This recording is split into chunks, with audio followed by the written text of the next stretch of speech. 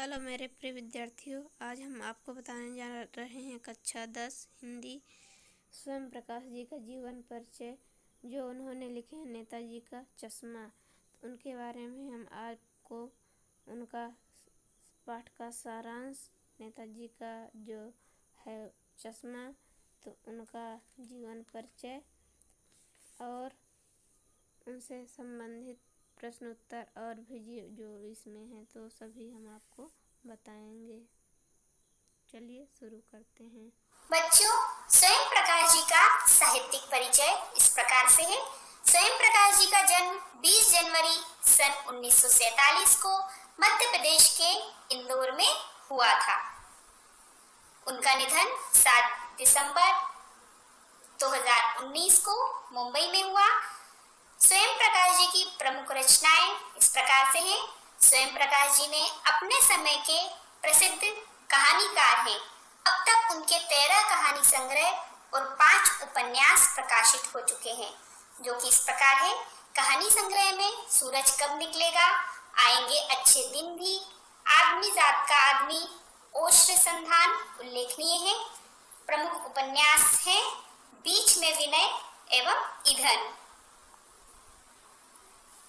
स्वयं प्रकाश जी की साहित्यिक विशेषताएं इस प्रकार से हैं।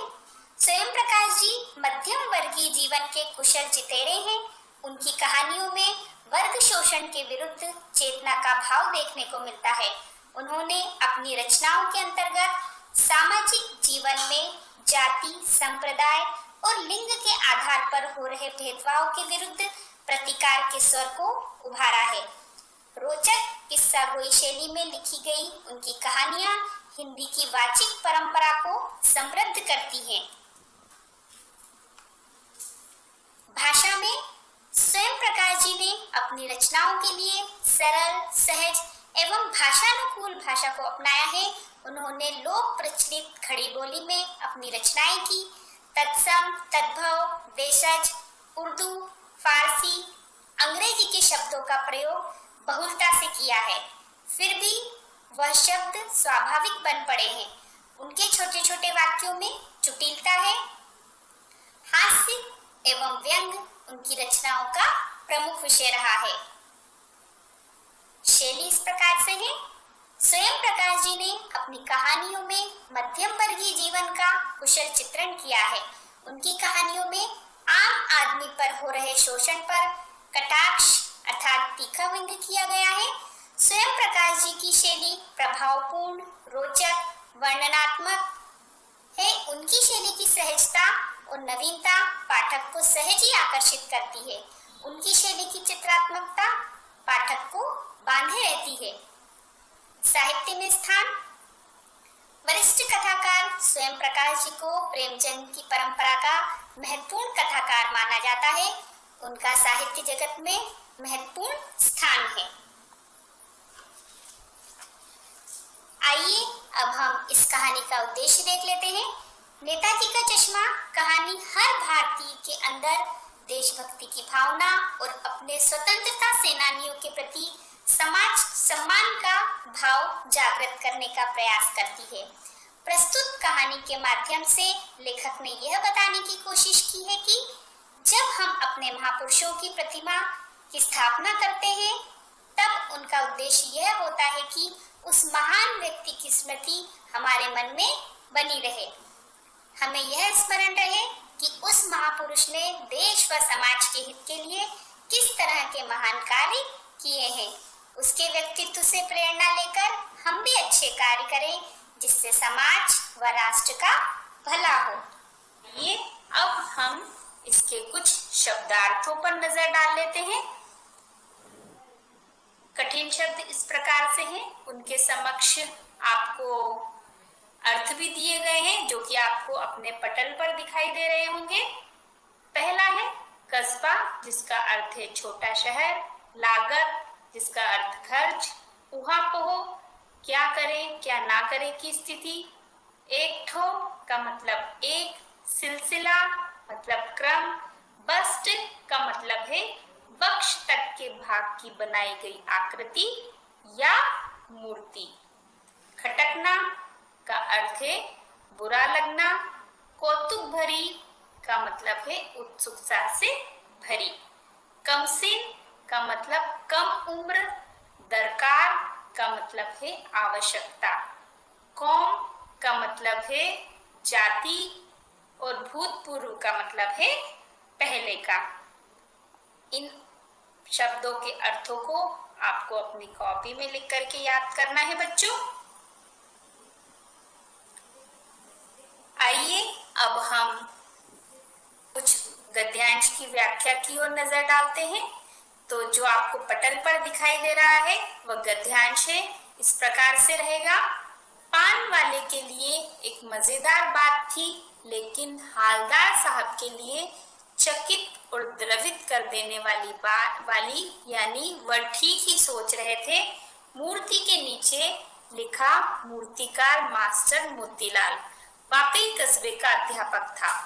बेचारे ने महीने भर में मूर्ति पटक देने का वादा कर दिया होगा, बना भी ली होगी, लेकिन पत्थर में पारदर्शी चश्मा कैसे बनाया जाए, कांच वाला, यह तय नहीं कर पाया होगा। इसके संदर्भ में हम सबसे पहले पुस्तक का नाम लिखेंगे, जो कि आपकी इस वर्ष नई पुस्तक आई है। उसका नाम है क्षितिज भाग 2। आप सभी को इसका नाम याद होना चाहिए। पाठ का नाम है नेताजी का चश्मा। लेखक का नाम है स्वयं प्रकाश जी। प्रसंग में आप लिखेंगे हालदार साहब कैप्टन चश्मे वाले के बारे में क्या अनुमान लगा रहे हैं, वह प्रसंग के अंतर्गत लिखा जाएगा। व्याख्या इस प्रकार से रहेगी।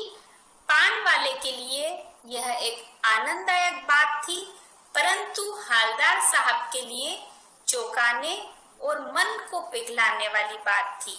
मतलब वह यही सोच रहे थे कि मूर्तिकार मास्टर नेताजी का चश्मा बनाना भूल गया था।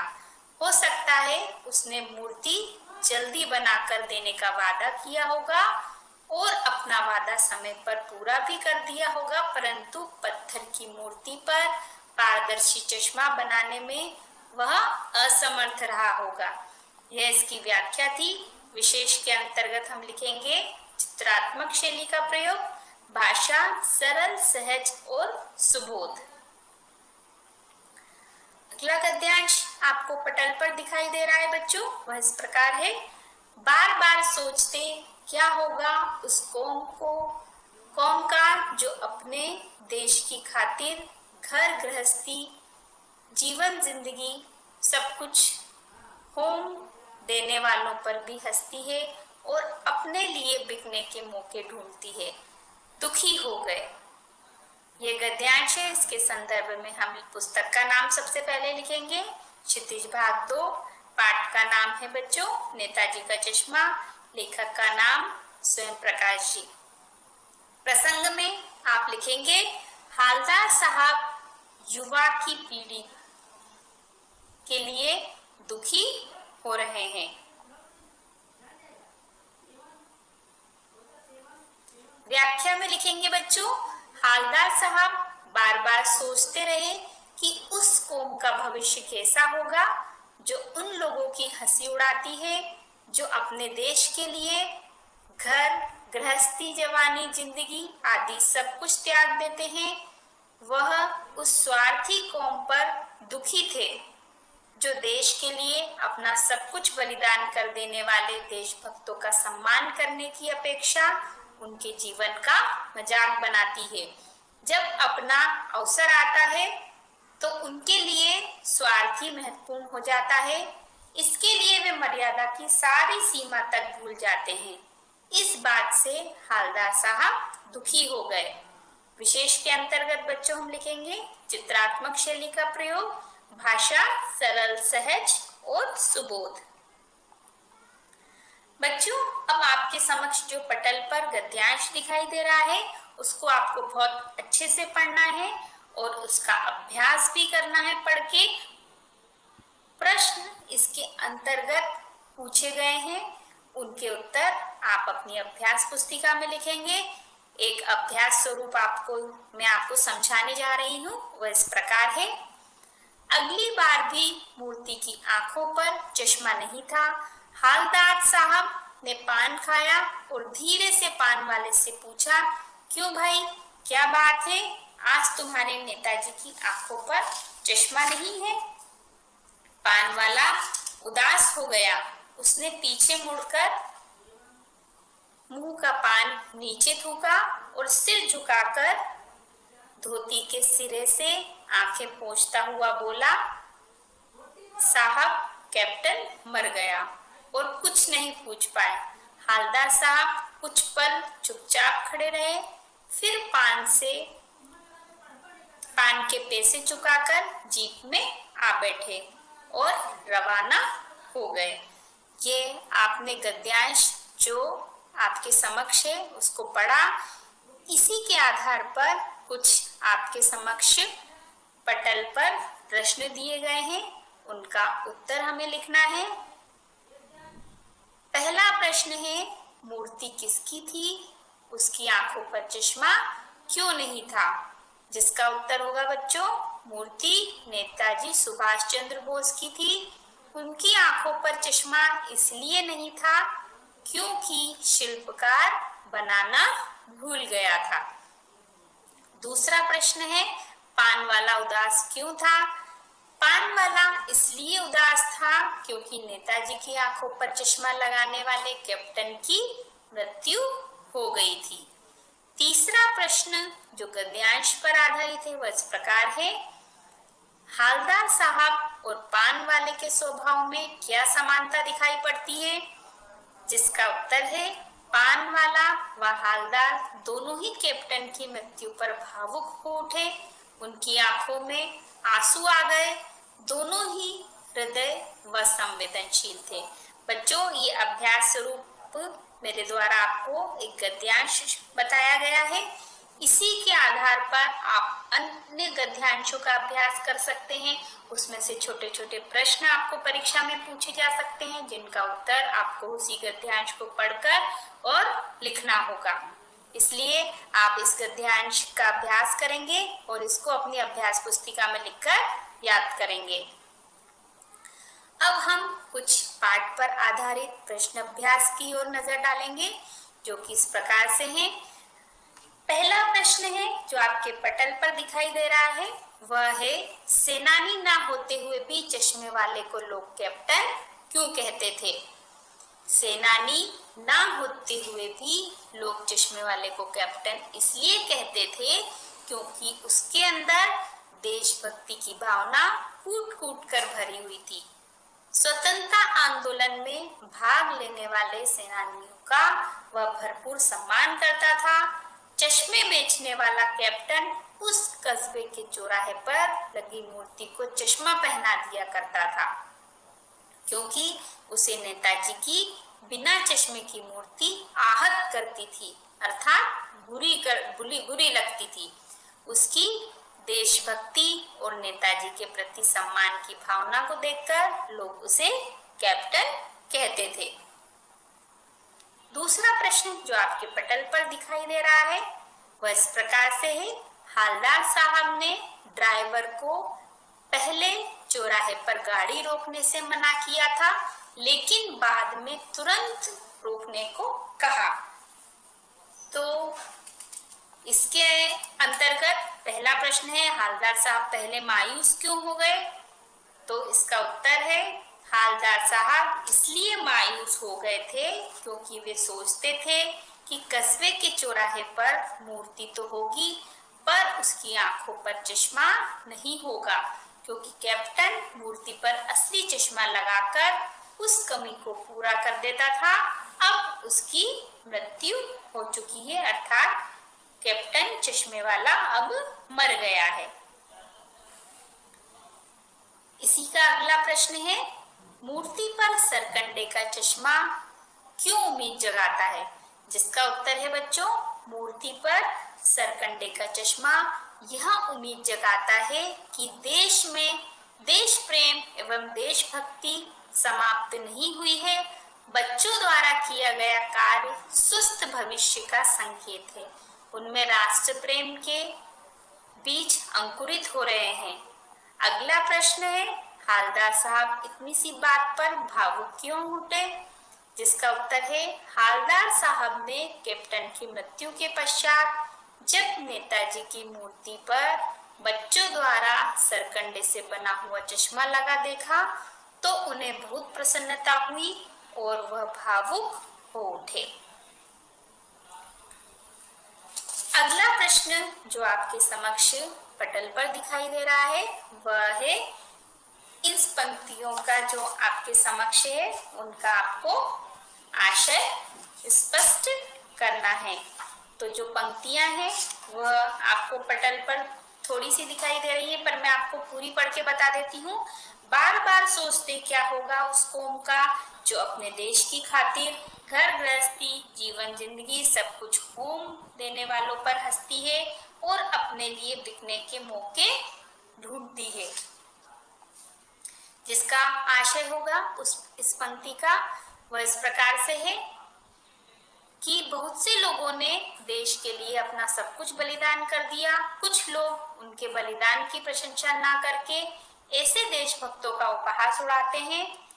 लोगों में देशभक्ति की ऐसी घटती भावना निश्चित रूप से निंदनीय है। वह अपने स्वार्थ की सिद्धि के लिए देशद्रोह करने तक को तैयार रहते हैं। अगला प्रश्न है, पान वाले का एक रेखा चित्र प्रस्तुत कीजिए। बच्चों वैसे तो आपको पाठ पढ़ के या कहानी पढ़ के पान वाले का संपूर्ण रेखा चित्र आपकी आंखों के समक्ष आ गया होगा, परंतु फिर भी मैं इसका उत्तर आपको बता देती हूँ।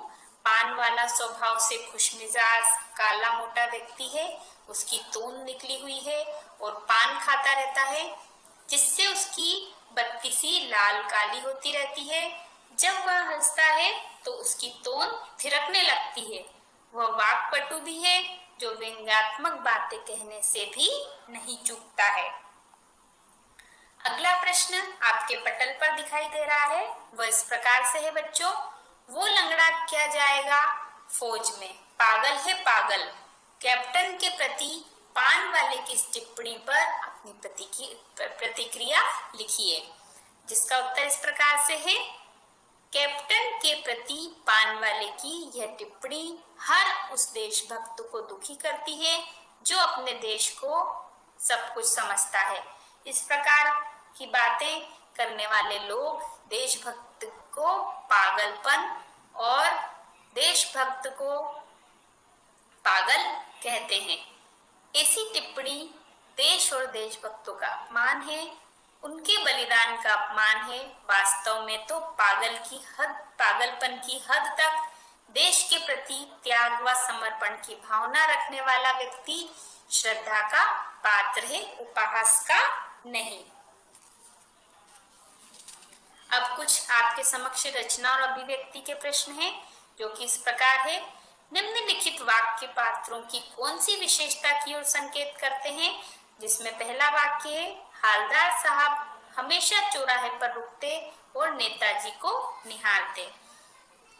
इसमें यह विशेषता संकेत की जा रही है, हालदार साहब हमेशा चौराहे पर रुकते और नेताजी की मूर्ति को निहारते।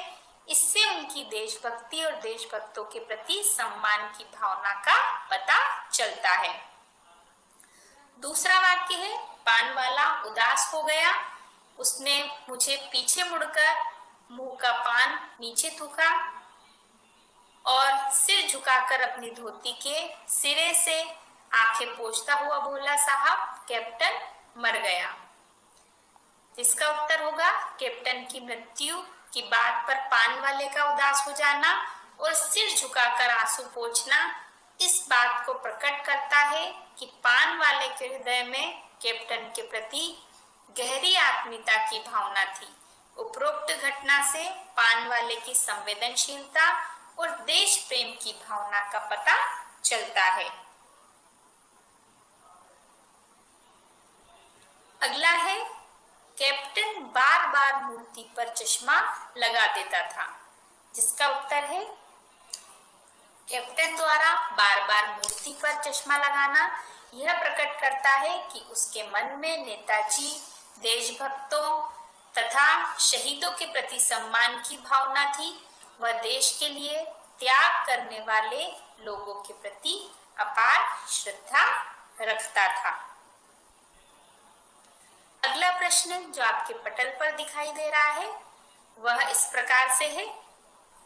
जब तक हालदार साहब ने कैप्टन को साक्षात देखा नहीं था तब तक उनके मानस पटल पर उसका कौन सा चित्र रहा होगा, अपनी कल्पना से लिखिए। तो बच्चों, ये जो रचना और अभिव्यक्ति के कुछ प्रश्न हैं वह आपको अपनी कल्पना के आधार पर अपनी पुस्तक के पाठ नेताजी को चश्मा पढ़ने के बाद आसानी से आप उसको कर सकते हैं। फिर भी यदि आपको कुछ कठिनाई का अनुभव हो तो आप इसमें अपने विषय शिक्षक की सहायता ले सकते हैं। तो आप इन प्रश्नों को स्वयं अपनी अभ्यास पुस्तिका में लिखेंगे और उनका अध्ययन करेंगे। कुछ भाषा अध्ययन के प्रश्न हैं वह इस प्रकार से हैं जो कि आपको पटल पर दिखाई दे रहे हैं, उनको मैं आपको समझाना चाहूंगी। निम्नलिखित वाक्यों से निपात छाटिए और उनसे नए वाक्य बनाइए। तो बच्चों, आपके समक्ष पटल पर जो अगला प्रश्न भाषा अध्ययन से संबंधित है जिसमें हमें निपात शब्दों को छाटना है और उनसे नए वाक्य भी बनाना है। इसके लिए हम निपात शब्द किसे कहते हैं सबसे पहले ये जान लेते हैं। वैसे निपात शब्द हमने पिछली कक्षा में भी पढ़े हैं, पर मैं आपको एक बार फिर इसकी पुनरावृत्ति कर देती हूँ। निपात का प्रयोग किसी भी बात पर अतिरिक्त भार या जोर देने के लिए किया जाता है, जैसे भी, तो, तक, केवल, ही, मात्र। ये ऐसे शब्द हैं जिससे हम किसी भी बात या किसी वाक्य पर अतिरिक्त भार या जोर देते हैं, तो इनको हम क्या कहेंगे? निपात शब्द कहेंगे। इन्हीं को हमें इन वाक्यों में से छांटना है और नए शब्द बनाने हैं। जैसे कि पटल पर आपको दिखाया जा रहा है, नगर पालिका थी तो कुछ न कुछ करती भी रहती थी। तो जो आपको लाल कलर के शब्द दिखाई दे रहे हैं वह आपको निपात शब्द हैं। उन्हीं से कुछ दो वाक्य बनाए गए हैं नए, वो इस प्रकार से हैं। सुधा तो यही रहेगी, उपवन में गुलाब भी खिले हैं। इसमें तो या भी जो आपके समक्ष शब्द दिखाई दे रहे हैं वे निपात शब्द हैं। अगला है किसी स्थानीय कलाकार को ही अवसर देने का निर्णय किया गया होगा। इसमें भी ही निपात शब्द है। इससे हमने ही से कुछ नए शब्द बनाए, नए वाक्य बनाए हैं। वह इस प्रकार है, यह बाघ का चित्र है और दूसरा है आज मैं हिंदी ही पढ़ूंगा।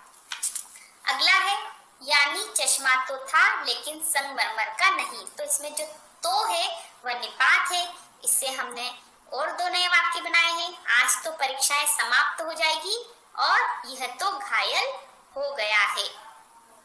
अगला है हालदार साहब अब भी नए नहीं समझ पाए। तो इसमें भी निपात है। इस साल भी कम वर्षा हुई, अब प्याज भी महंगी हो गई है। यह दो नए निपात शब्द हमने नए वाक्य बनाए हैं निपात शब्द से। 2 साल तक हालदार साहब अपने काम के सिलसिले में उस कस्बे से गुजरते रहे। तो इसमें तक निपात है, जिसके नए वाक्य हैं कल तक बहुत सर्दी थी। अगला है निम्नलिखित वाक्यों को कर्मवाच्य में बदलिए। तो सबसे पहले बच्चों हम कर्मवाच्य को समझ लेते हैं। वह इस प्रकार से रहेगा। बच्चों, जिस वाक्य में कर्म मुख्य हो तथा जिसकी सकर्मक क्रिया के लिंग, वचन व पुरुष कर्म के अनुसार हो उसे कर्मवाच्य कहते हैं। एक बार मैं पुनः समझा देती हूँ। जिस वाक्य में कर्म मुख्य हो तथा इसकी सकर्मक क्रिया के लिंग, वचन व पुरुष कर्म के अनुसार हो उसे कर्मवाच्य कहते हैं। जैसे कि लड़कियों द्वारा बाजार जाया जा रहा है। इस प्रकार हम अन्य वाक्य को बदलेंगे जो कि आपको पटल पर दिखाई दे रहे हैं। वह अपनी छोटी सी दुकान में उपलब्ध गिने चुने फ्रेमों में से नेताजी की मूर्ति पर फिट कर देता था। इसको हमें कर्मवाच्य में बदलना है। वह है उसके द्वारा अपनी छोटी सी दुकान में उपलब्ध गिने चुने फ्रेमों में से कोई एक नेताजी की मूर्ति पर फिट कर दिया जाता था। दूसरा है पान वाला नया पान रहा था, जिसका उत्तर होगा पान वाले द्वारा नया पान खाया जा रहा था। अगला है पान वाले ने साफ बता दिया था, जिसको हम कर्मवाच्य में बदलेंगे पान वाले द्वारा साफ बता दिया गया था। अगला है ड्राइवर ने जोर से ब्रेक मारे, जिसको हम बदलेंगे ड्राइवर द्वारा जोर से ब्रेक मारे गए। अगला है नेताजी ने देश के लिए अपना सब कुछ त्याग दिया, जिसका उत्तर है नेताजी द्वारा देश के लिए सब कुछ त्याग दिया गया। इसके आगे देखते हैं, हालदार साहब ने चश्मे वाले को देशभक्ति का सम्मान किया। हालदार साहब द्वारा चश्मे वाले की देशभक्ति का सम्मान किया गया। अब अगला है नीचे लिखे वाक्यों को भाववाच्य में बदलना है। अगले प्रश्न में तो हम सबसे पहले भाववाच्य को समझ लें। जिस वाक्य में अकर्मक क्रिया का भाव मुख्य हो उसे भाववाच्य कहते हैं। जैसे हमसे आगे ही पढ़ा जाता, हमसे आगे पढ़ा नहीं जाता, यह इसका एक उदाहरण है। कुछ वाक्य आपके समक्ष हैं, उसको मैं आपको भाववाच्य में बदलूंगी। माँ बैठ नहीं सकती, जिसका उत्तर होगा माँ से बैठा नहीं जाता। मैं देख नहीं सकती, जिसे हम भाववाच्य में बदलेंगे माँ से देखा नहीं जाता।